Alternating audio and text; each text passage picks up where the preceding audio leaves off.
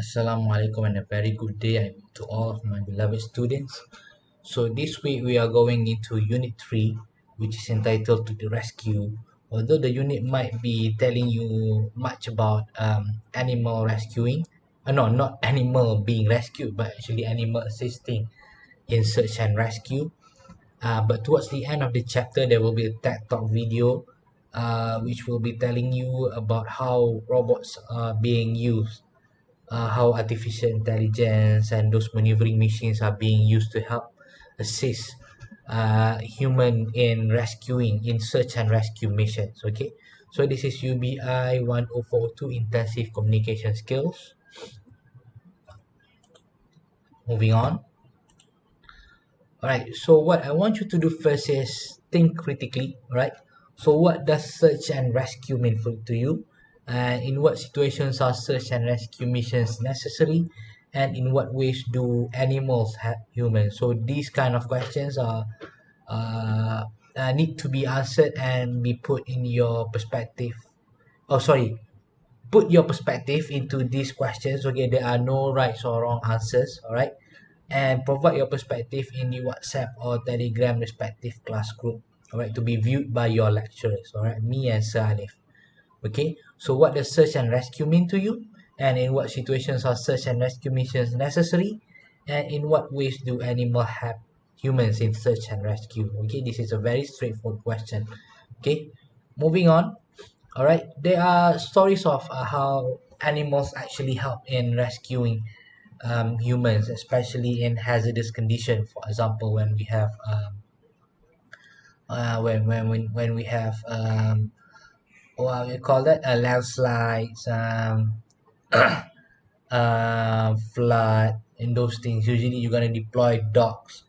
All right, these dogs are well trained to help search and also rescue, help search and identify if there are humans or if there are life that needs to be saved, maybe in the remains of buildings and things like that.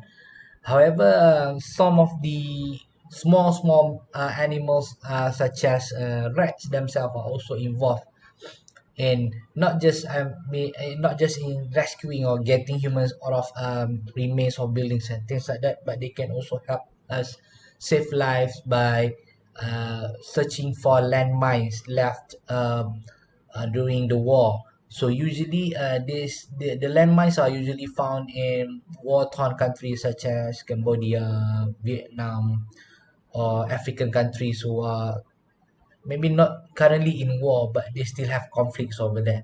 All right, so this is a video of a landmine sniffing rats. All right, so let us watch the video together. So these huge rats can sniff out landmines by National Geographic. So these are the ones that we call Gambian giant rats. I think it is about the size of two of our palm. Okay, all right.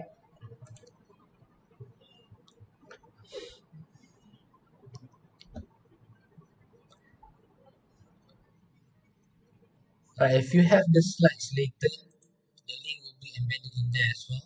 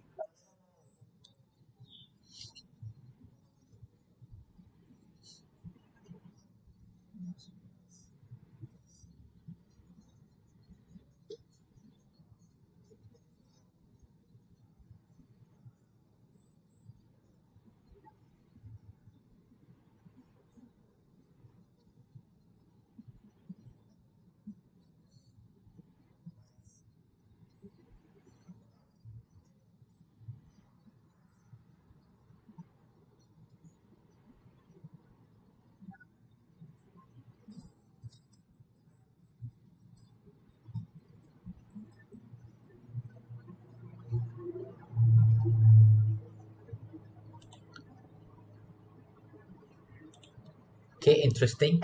So you can see that how actually rats, not just the normal rats that we have in our kitchen and things like that in our houses. Not in mine, maybe in yours.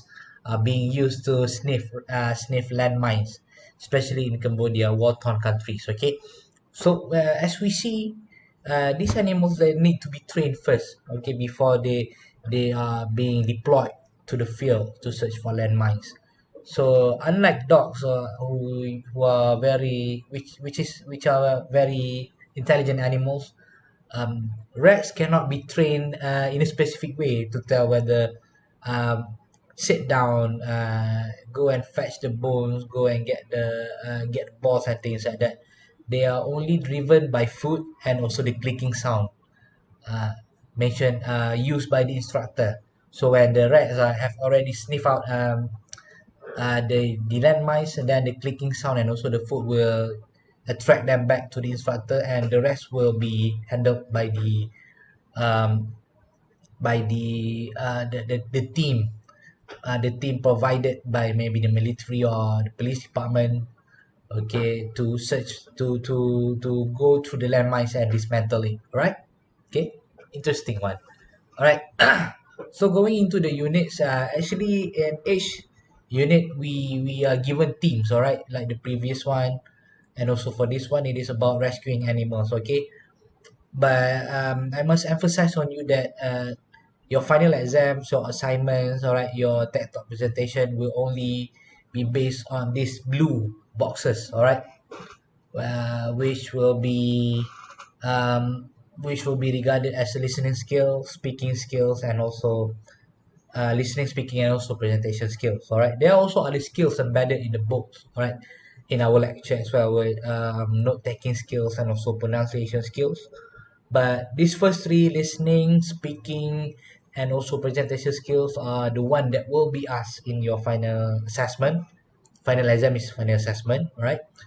And also will be required, okay, to be utilized in your first assignment, the TED Talk listening, and also for your TED Talk video assignments. All right, okay. So don't worry, all the notes are given, all the slides are given, everything is already embedded in your eCampus as well. Okay, so after listening to the lecture, you can go through the skills, all right? And bear in mind that the skills are very, I'm not going to say subjective, but it depends on how you deploy yourself, how you present yourself, right? Okay, we can say that you must do this and that, you must practice these skills and that skills, but your creativity, all right, in performing or in presenting yourself, all right, your self-esteem, okay, will help you to utilize the skills more effectively. Okay, so first and foremost we have the listening skills, all right. Okay, bear in mind that you don't have to worry about the audio because we have already provided you with the TED Talk video by units. Okay, so the TED Talk video in this unit is actually the actual video provided in the unit in the textbooks as well. Okay, it's the same, just the same video and materials. All right.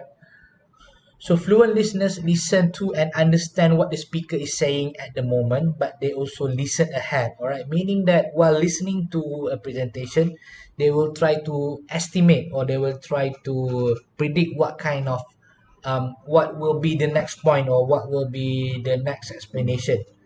Okay, because sometimes there are some information which is not that important, so you are looking forward for the next information. All right, when you are presenting about, let's say, about cars, all right, like right now you are presenting about which brand are very hot right now. We're talking about Proton maybe, all right. Okay, well, you are talking about X70, all right.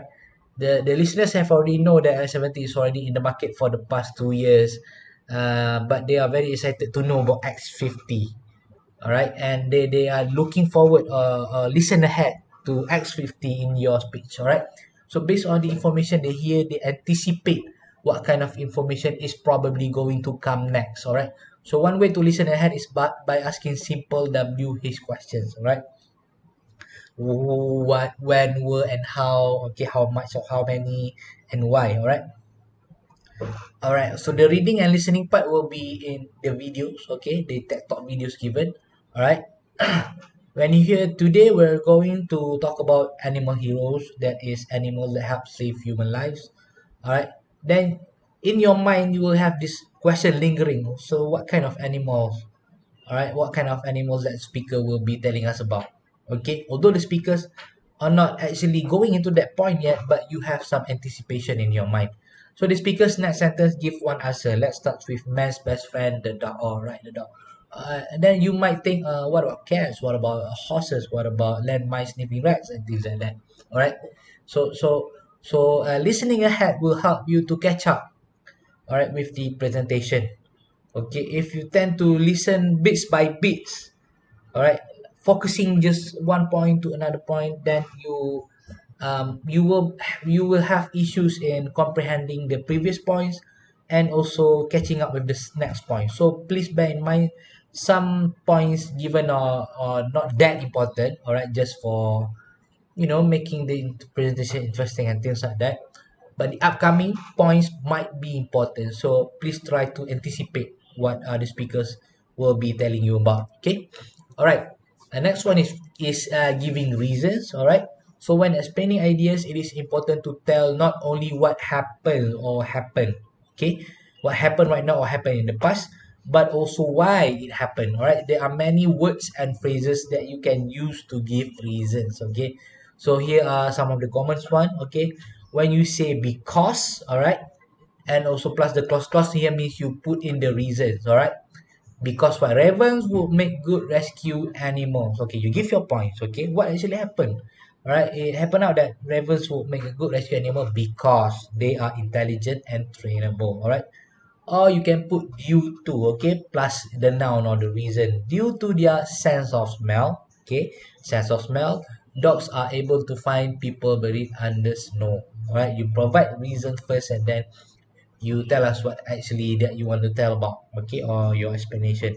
Okay, so in order to plus the infinitive reason, because or even you can just use to. Okay, uh, the technology is being used in order to make rescue dogs even more effective. All right, so just ignore the part that the part where we put in the clause or noun or infinitive. All right, if the clause means a sentence, all right, the noun here means you say we put the noun, all right, the name of the things. All right, in order to, because after to, the word after to or the verb after to will be in base form. Okay, so in order to make rescue dogs even more effective, technology is being used in order to make rescue dogs even more effective. So these wordings are actually used to indicate reasons. Okay, so it is better for you when you explain something, provide reasons of why it is happening. All right, or why it happened like that. All right, let me read to you an excerpt from the textbook. Monks from the Saint Bernard Hospice and Monastery, located in the 49-mile Saint Bernard Pass between Switzerland and Italy, kept the breed of dog with an excellent sense of direction. All right, these dogs were very helpful due to the heavy snowstorms that we were common in the area. So by using due to and also provide the reasoning or the explanation, all right, you know that they are keeping the dog for the purpose of rescuing in snow towns. All right, because the condition over there is very challenging, and actually, because dogs they have a better sense of smell compared to other animals and also humans. So they are best to be deployed to search for those who are trapped in snow, or landslides or in flood and things like that. Okay. All right.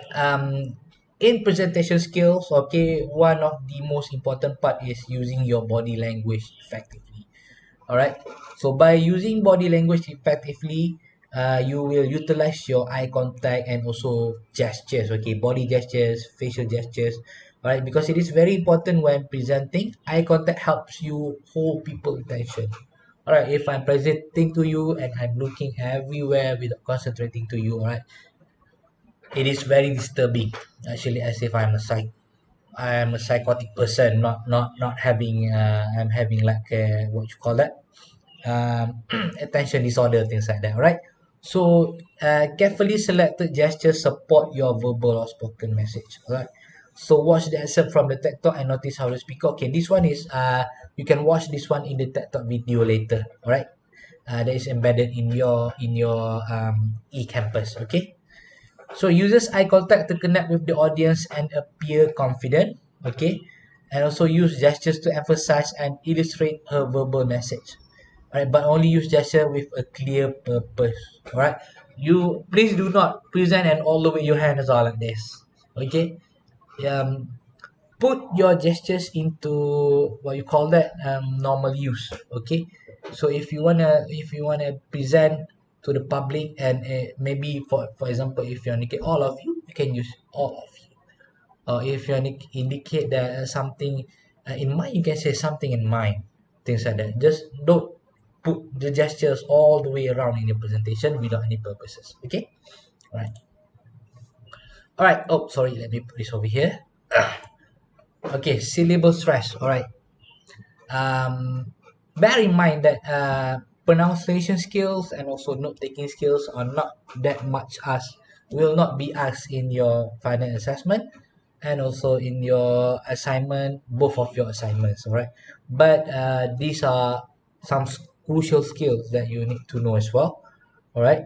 So in pronunciation skills or syllable stress, words with two or more syllable, one syllable in words with two or more syllable, one syllable is stressed more than the others, all right? So if you put the stress on the wrong syllable, people um, may not understand the word in terms of how you pronouncing it, all right? I mean, it will sound awkward, okay? To stress the syllable, make the vowel in that syllable longer and raise the pitch. So when you are stressing the syllable, concentrate on the vowel, all right?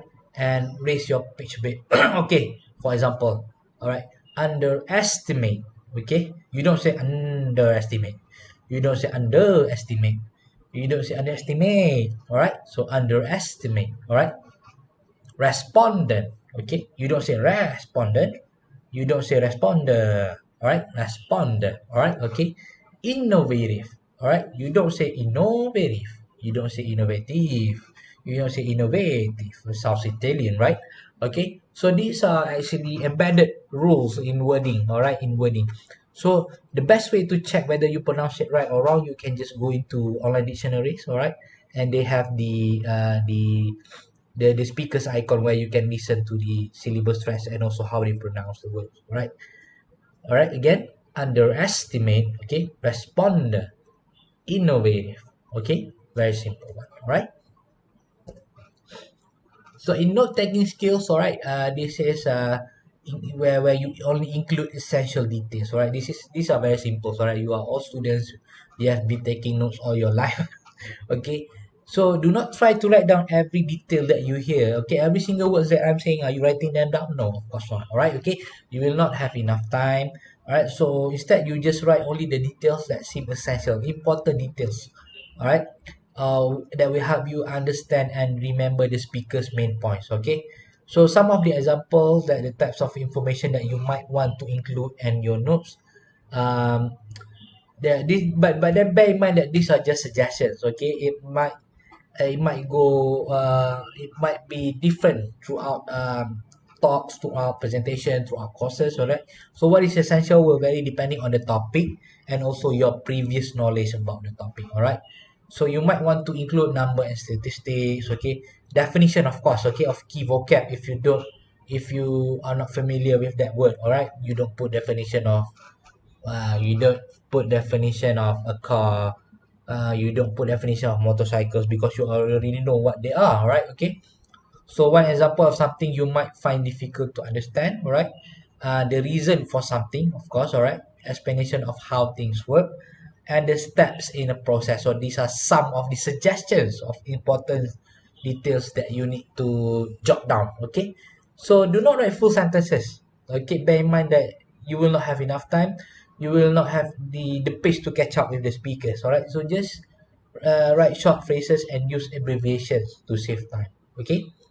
Very simple one, all right? Okay, I think that's all for my presentation. Oh, sorry. Okay, so in your e-campus later, there will be a column over here, all right? Oh, my internet, okay, very bad, coming in, all right, here, all right, okay. All right, these are the videos. All right, so one video is already embedded in eCampus and another one is a YouTube link. Okay, both are the same, don't worry. Okay, and then what I would like you to do is this assignment. Okay, um, so which is the best in helping people in disaster? All right, after you watch the videos of the Gambian sniffing landmine Gambian rats, sorry, and also this video of how robots help in search and rescue. All right, so please decide whether it is human, animals, or robot which are effective. All right, and explain your answer. All right, and provide a short story of how you are involved, or maybe of how you have some experience where your life needed rescue. All right, and how bad was it? All right, if you have an experience of being rescued regardless of by animal, humans, or by robotics technology, all right, share it with us in your essay, short essay. Okay, there is a very short one. Okay, don't write too long. Okay, it's a very short one. Just one paragraph will be enough. Okay, all right, and then submit it over here in eCampus. Okay, so these are the notes. All right, these are the notes. All right, the blue boxes. Okay, bear in mind that blue boxes are important. All right, speaking, listening, and also presentation skills, because they will be asked in your assignment and also they will be asked in your final assessment as well. Okay, I think with that I thank you. All right, okay, so I'll see you next week. Have a nice day. Stay safe, everyone. Bye bye.